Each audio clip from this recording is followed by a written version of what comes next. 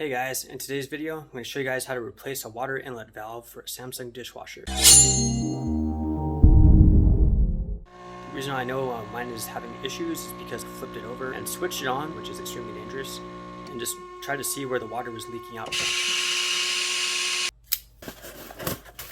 Here's a part number for this specific valve, in case you guys want to order one yourself. If you guys are going to do this on your own, you'll probably need to get some hose clamps as well. So this one's a little bit bigger. These are smaller. Ideally, when you go to a hardware store, it's a good idea to bring the broken parts with you so you could size things exact, but didn't have time for that, so just kind of guessed. Okay, the next step, and a very important one, is to make sure you turn off the electricity to the dishwasher if you're going to take it apart or work on it. You don't need to be electrocuted. See how it says dish? That's a dishwasher. So what I'm going to do is I'm going to turn that off.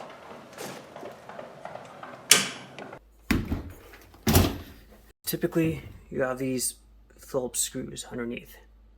This one's missing because I broke it a while ago, but it's fine. Swing.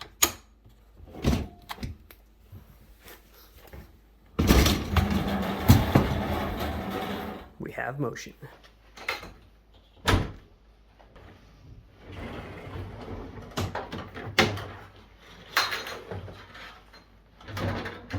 Alright, so the next step is you gotta remove this gray plastic drip pan. Get that removed to expose all the different parts on the inside.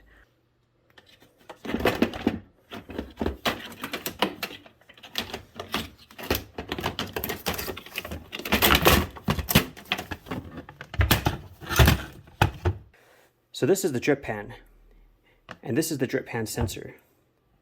When this drip pan fills with water, it causes a tiny disc of styrofoam to float, which presses a little button on the inside here and makes the normal light flash and basically stops everything from working. So if your drip pan is filling up, chances are you have like a leaky hose or something is spraying water where it's not supposed to. In the previous video, I showed how to take apart this thing, the impeller, and that was the issue because the water wasn't being pumped out. It was just slowly leaking out of here. What I found troubleshooting this time is this thing right here, this water inlet valve, was hemorrhaging a bunch of water from right here. I could show a video clip of that. Now when you're troubleshooting this is extremely dangerous the way I did it, because I basically turned the power on live and kind of ran the system through part of a cycle to see where the water was actually spraying out from. I really don't recommend that. But the way I did it, I put a bunch of paper towels right here, so just in case water did spray everywhere, they would be less likely to land on that thing, which is a capacitor, which has a bunch of electricity in it and can basically explode with a huge arc of electricity if you touch it. And you have like a motor, obviously, with a bunch of exposed wires, so please don't do this at home. Now, I've never taken one of these things apart before, so I'm not sure if I remove any of these parts, if it's going to spray water everywhere. That would really suck. So if you do this, exercise great caution. You want to have your trusty mop nearby and a towel, and make sure the power is turned off. So the way this works, you have these two wires here which go through a coil of wire that generates a magnetic field that pulls down a little piece of ferromagnetic rod that opens up a valve and lets water come through here. So turn off the power so there isn't any sort of electricity flowing through this. But the next potential hazard in this whole situation is the risk of water spraying everywhere. Because if you look at this tube, water comes in through here, and then this valve lets the water go through into the main system. So I think if I have to remove any parts from here, the moment I unscrew this, it's going to spray water everywhere, and that would really suck.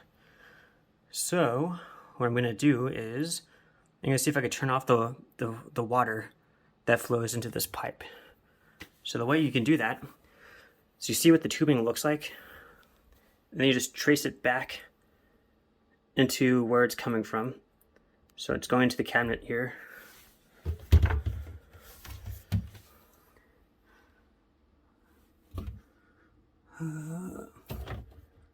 Here it's continuing through. It looks like it connects to here. So I'm pretty sure if I turn this knob to the side, that should cut off the water supply. So when I take things apart, it doesn't continuously spray water everywhere and make a huge mess. So just as a safety precaution, I'm going to turn that to the side. And, you know, just in case, I'll turn off this one too. I think this is probably the hot water supply. All right.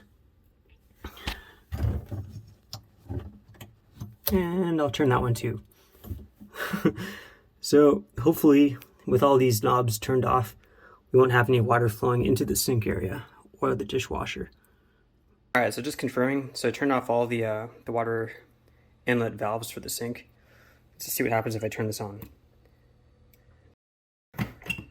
No water is flowing. All right, guys, here's a moment of truth. Got my bucket set up, got the towel underneath it. Time to get this thing removed so I could get that water inlet valve replaced. So what I'm going to do is I'm going to utilize the leverage of this device, of this little tiny metal pipe, and just kind of tweak it back and forth and try to grip it as I incrementally rotate the connection.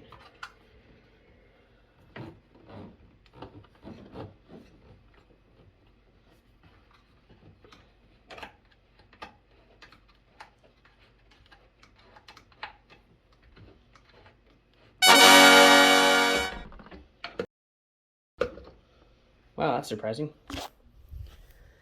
So I don't have a bunch of water spraying out of that. And I imagine the reason why is because when I turned off the water valve on the inside of the cabinet, it created almost like a vacuum of sorts. So hopefully the water won't just like spray out everywhere. So that's nice. Pleasant surprise. All right, so that thing. So the next step, I'm going to take out those screws and pop off the water inlet valve. Here goes.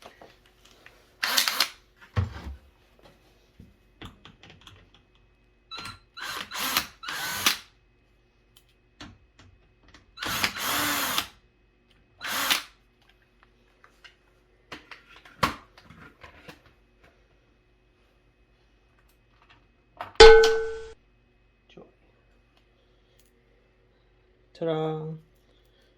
Make sure you save those screws, just in case. So what I'm gonna have to do is I'm gonna have to take this thing and pop it out the other side, then take this and insert it in and get it screwed in, and then just reconnect the wires the same way that they're connected to the existing water inlet valve. And hopefully doing that will be sufficient to make this thing work. Let's find out. All right, so continuing from where we left off, so took out the screw from here and there. So now this thing should just come loose. Now that I got this taken out, I'm going to install the new one and systematically reconnect each of the different components. So here's the part. So let's get it installed. Put this in and just reconnect all the different components. So first will be the screws. All right, so I got the screws I took out earlier.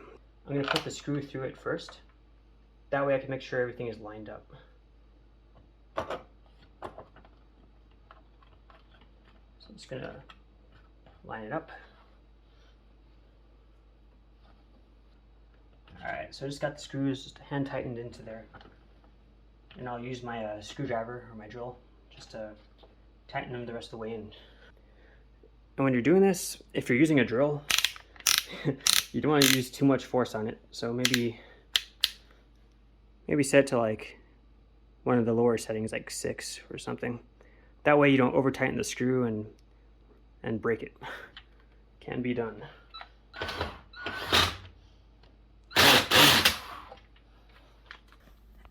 Alright, so I got the screws put back in.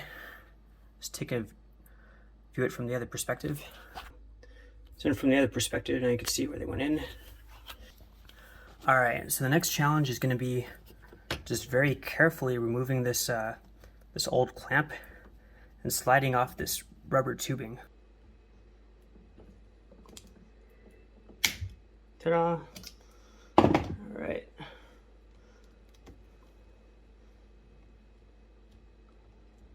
Sweet.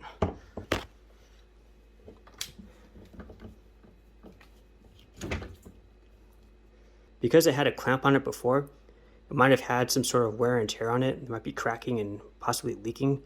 So what I might end up doing if I have enough slack here is just cut it off at right here and just reattach like an unused section. That way I decrease the odds of biting into the material and creating a leak.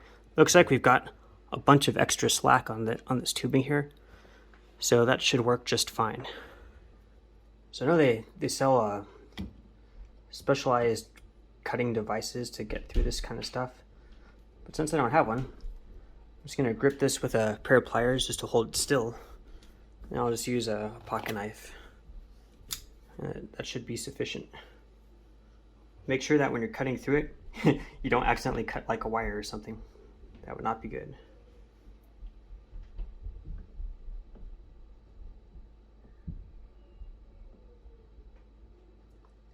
Just nice and slow. Ta-da! All right, so got off that old piece of tubing. All right, so next step, just gonna slip the hose clamp onto the hose, and then slide that right onto the connection.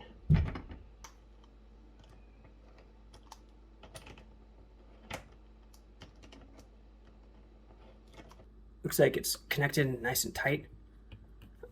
I've got this facing outwards, so it'll be easy to tighten or loosen in the future if I need to take this thing apart.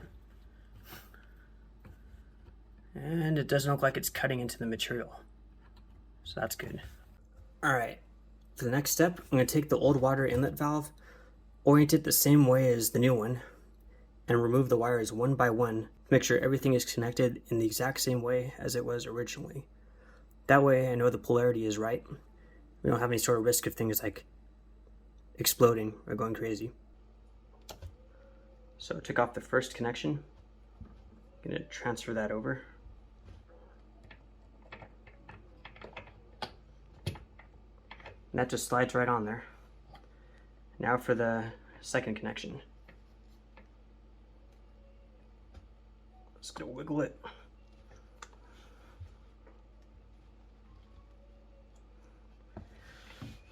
Come on.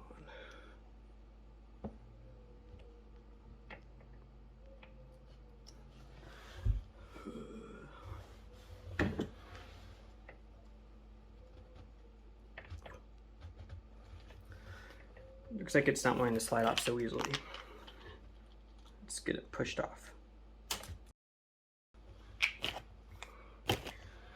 All right, got that taken off. So I'm gonna get this one placed on.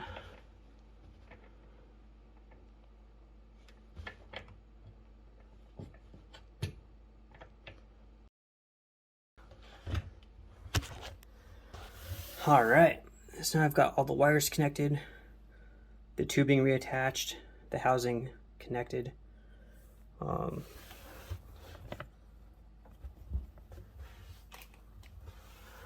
Here's the old one. Now just looking at it straight away, one of the differences I notice is it's like super loose. Like maybe it snapped off. I don't think it's supposed to twist around so easily. So, all right, so the last step, just gotta get the hose attached back onto the other side here, flip over the dishwasher and see if it works. All right, time to get this thing reattached.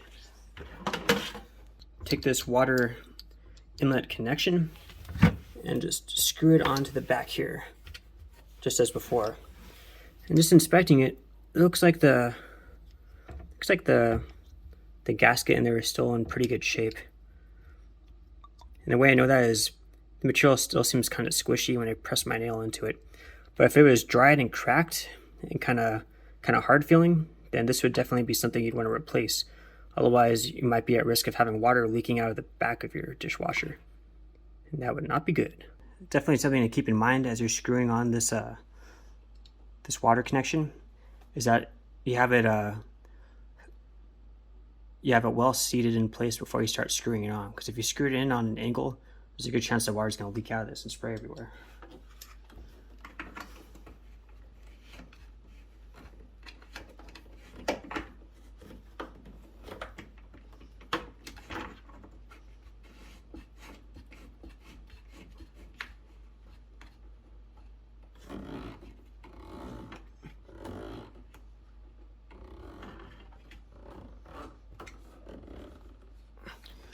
All right, so what I'm doing is I'm kind of basically using some leverage from this L-shaped pipe to make sure the base of this is screwed on really tight.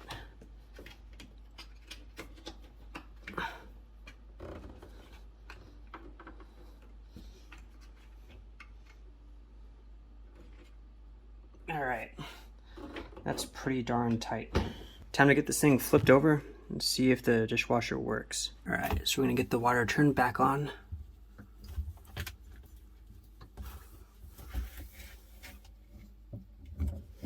There we go. So now I got the dishwasher flipped back up, right? But as you can see, there's a bit of water just spilled on the floor. So let's get that cleaned up super fast so it won't slip and fall down or something. And as you're getting your dishwasher slid back into place, if your brackets pop out, they're pretty easy to put back in. You just take that little hook part, push it in like that, then just wiggle the dishwasher back and forth until it slides in. All right, now that's slid back into place. Let's get that screw in there.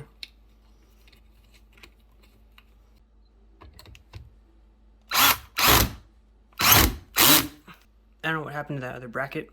I lost it at some point, but it seems to be holding together just fine without much issue. All right, so let's get that fuse flipped back into position, turn it back on.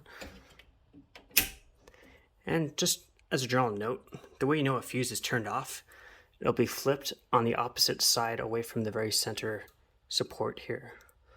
So outside off, inside turned on. All right, now I'm just gonna run it through like a cycle without any dishes or anything in it. So get some of that soap in there.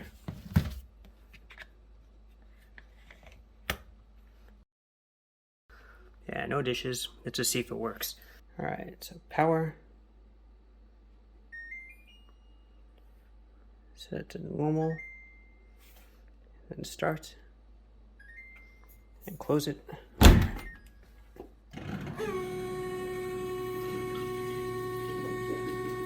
Well, I hear water draining out. It's making a funny sound. That's just the impeller pumping water out of it. And this is just its normal startup protocol, so to speak. Let's just keep an eye on it and see what happens. So that's the drain cycle that just does its startup. So far it's normal. Don't see any water leaking out from underneath there. Let's listen if the water comes on. Hear that? Now the water's turned on. Sounds like it's working. So that noise here where it's like, I think that sound actually comes from this little air vent right here. Sometimes you'll have pieces of food get stuck in it, and it kind of resonates when it's inside there as you have changes in air pressure. Yay, it's working. So that high pitch, that sound, that's just a piece of food that's stuck in that air vent. So if I karate chop it, it should stop making that annoying sound. So super high tech. Got your knife hand. Ta-da! Magic. Cool. Sounds like it's working. We don't have any water leaking out. The spray cycle turned on and turned off normally. The water pressure sounds like it's strong, and I could hear the sprayer spraying around inside there. Looks like we fixed it.